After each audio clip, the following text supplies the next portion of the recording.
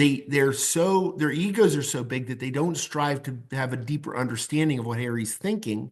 And as a result, they don't know how to fill the gap between your thinking and my thinking if there's divergent thinking that's present. Welcome to Unstoppable Podcast with Harry Sardinas, inspiring conversations with influential millionaires, investors, thought leaders, entrepreneurs who are making a massive difference with their innovative products and services, and sharing the challenges and wisdom of how they sold their first million.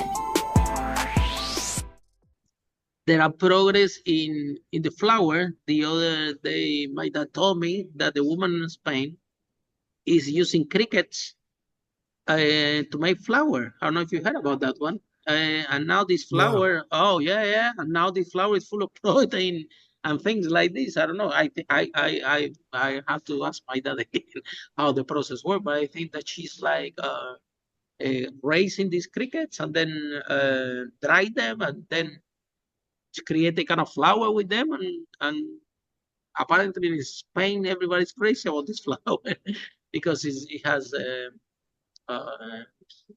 protein. Also, it has a high level of protein, doesn't have gluten and so on, right? On the other hand, the countries, they are quality of food, right? I do travel a lot. For example, countries like Spain, they are very conscious about the quality of food, or why people don't buy, or the why people don't buy the food in the supermarket if it doesn't have quality. For example, very easy in Spain find chocolate which is 90% cacao, 99% cacao, 95% cacao. Here in the United States, I'm struggling. I think I found in Walgreens Green in the pharmacy that chocolate with the 90%. So the culture or how can we innovate, right? Because on the other hand, this woman from United States invented this cauliflower pizza and on top $1 billion industry. But I'm under the impression that the people will buy that pizza are the people that they're not allowed to have gluten, and therefore that was the right option. But this product, of course, hasn't been taken the whole market because why you see pizza everywhere, right? It comes to behavior. How difficult is to, or what message do you have for startup founders in the space, right?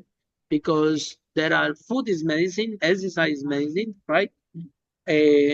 How we tackle? We have to be healthy to go in both directions. Number one, innovate in creating solutions for illnesses that people already have, but also what can moving the development of new food, new ways of product that we can eat that are more healthy and less damage. I think that the whole story in United States and all over the world started, I think, in the 60s.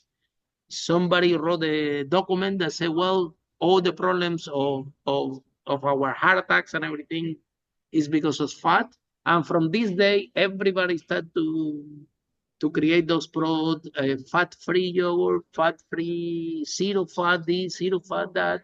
And correct me if I'm wrong, but the body needs fat. But it doesn't need it's sure good fats. We need it, right?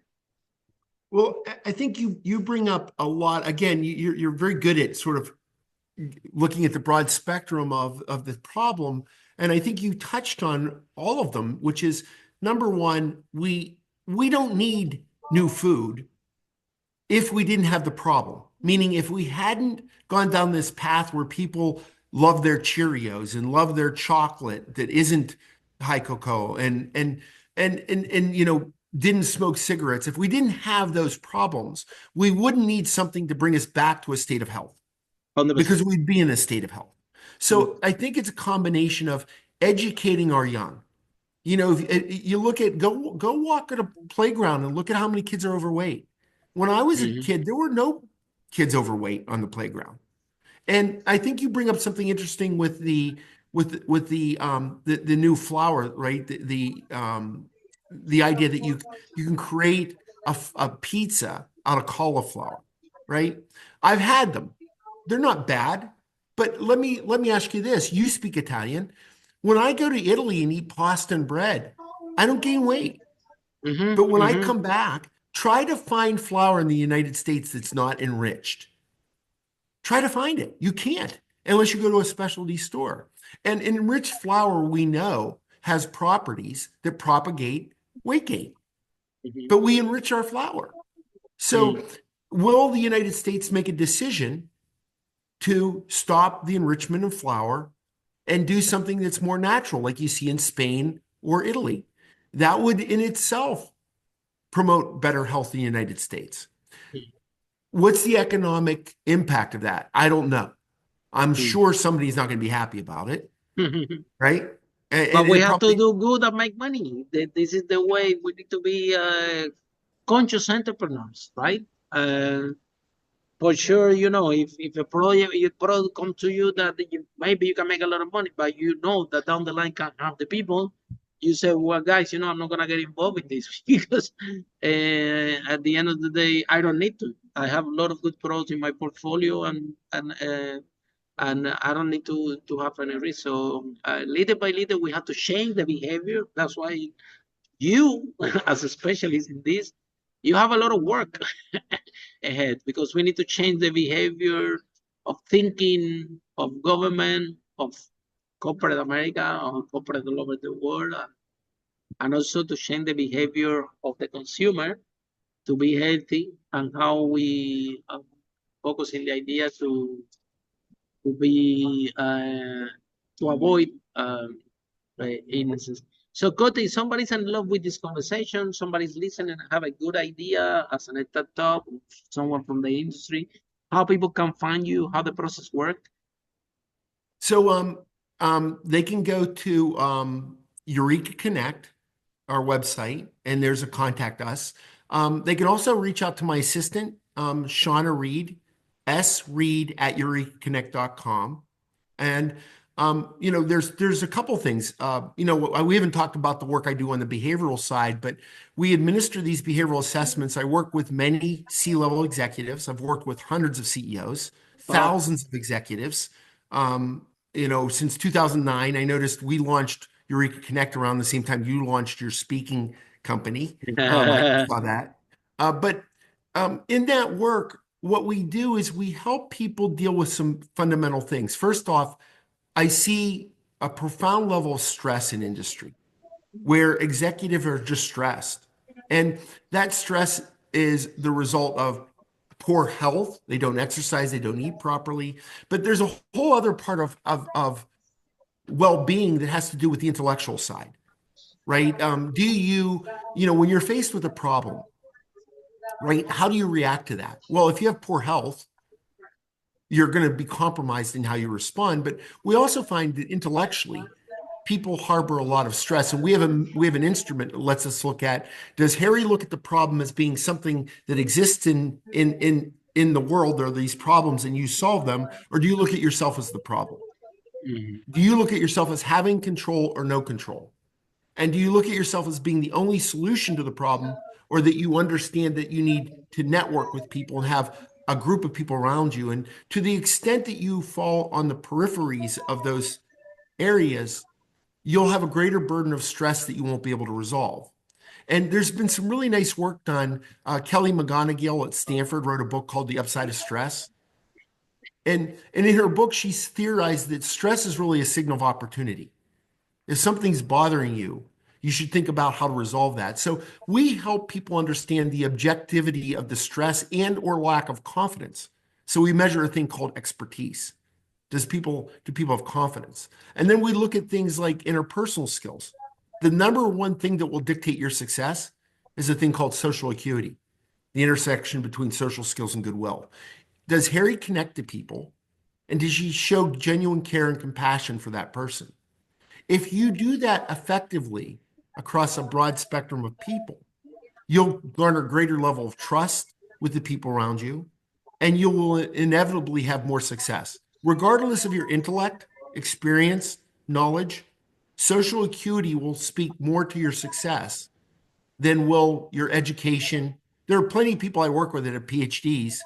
They can't get out of their own way, right? They have excessive education and knowledge, but they don't connect, nor do they garner trust in those around them, and their great ideas go unrecognized or not properly understood. So I think going back to this state of well-being, it has to do with the behavioral side, and we don't teach this. I'm a big proponent. We should be teaching kids very early on to build strong relationships, to learn how to navigate conflict. And we look at a thing called the conflict model. Is Harry more judgmental before we start to talk, or is he open-minded? And once he knows what I want, is he willing to move in a new direction, accommodation? And we look at objectively how you do that. And if that is compromised, it will affect you as a leader and a contributor. So EurekaConnect, my behavioral company, EurekaConnect.com is our website, is where people can go. Or again, you can contact sreed@EurekaConnect.com, and we can do an assessment on you. We can put you through a behavioral assessment. You can go through a 1-hour feedback session, one-on-one, where you can get the same kind of training that these CEOs from these big companies are getting from our organization. And it's not based on my perception of you. It's based on what you report to us through these validated instruments. How does Harry think of himself? And you can, when you take the instruments, Harry, you can't really game them to get the scores you want. You can answer them in a way where you can have faulty information if you want to try to make stuff up. But in the end, if you answer truthfully, we're going to get a really good understanding of these things like motivational theory, listening, comprehension. We have a whole segment of our training on, does Harry understand what I'm thinking? Or does he interpret what I said and make assumptions, which could be right or wrong? And so comprehension is another thing we find missing in many leaders, is that their egos are so big that they don't strive to have a deeper understanding of what Harry's thinking.